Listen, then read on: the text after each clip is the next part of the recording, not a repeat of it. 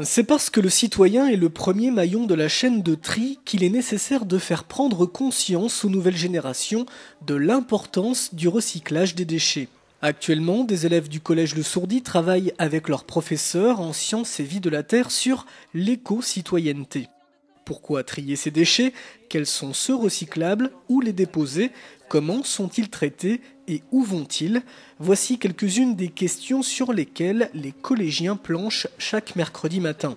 Après avoir visité le centre de tri des emballages à Mouzeuil-Saint-Martin, en provenance des sacs jaunes collectés au domicile des particuliers, ce groupe composé d'une dizaine d'élèves est reçu cette matinée par Françoise Bonin, ambassadrice de tri, et Cyril Boiliveau, agent de déchetterie sur le site du Maingros au Manille-Régnier.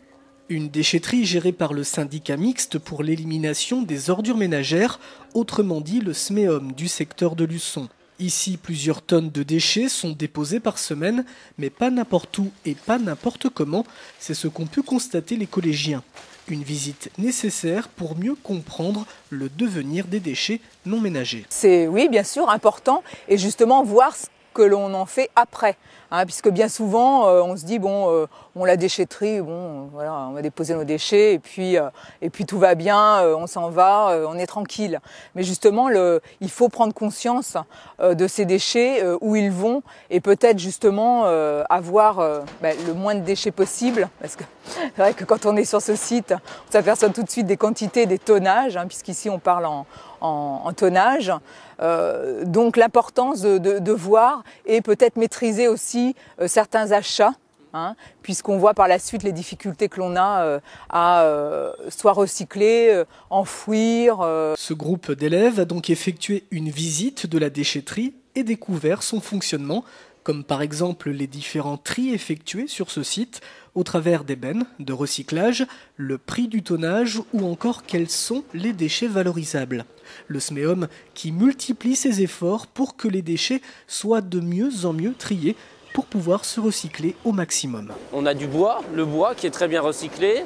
Après on a la ferraille, on recycle aussi le verre, tout ce qui est verre. Après il y a les déchets verts, le gravat. Après on a 3 bennes tout venant, par contre le tout venant c'est non recyclable, donc ça part en centre d'enfouissement. C'est pour ça qu'on a fait une campagne pour réduire le tout venant, donc au maximum. On trie le plastique, depuis plus d'1 an on trie le plastique, avant ça allait en centre d'enfouissement. Donc le plastique dur ou le plastique souple. On trie aussi tout ce qui est produits dangereux, les produits comme les produits de jardin, de phytosanitaires, tout ça, les peintures, les néons, plein de choses. Et depuis le mois de janvier, on a aussi des bornes pour les vêtements. Une matinée très instructive où les jeunes ont montré beaucoup d'intérêt sur ce geste important en faveur de l'environnement. Qu'est-ce que j'ai appris? Par exemple que le tout venant était broyé pour ensuite être enfoui dans la terre ou dans une zone non habitée, et que après le bois par exemple est recyclé pour en faire du copeaux pour les chaudières, ou quand il n'est pas revalisé il est fait en compost. On a appris à ne pas mettre les objets par exemple en plastique où il y a des cartons pour éviter pour le tri de la planète. Parce qu'après, l'atmosphère ne va pas être bon. C'est important de trier? Ben oui, parce qu'après, sinon, il y a beaucoup de surplus sur la planète. Ce qui fait qu'après, si on a trop, après, on va donner une planète sale à nos enfants. Oui, parce que sinon, après, les arbres et tout ça, on ne pourra plus vivre si personne met ça n'importe où dans la nature. Pour les champs et tout ça, pour nous faire manger et vivre.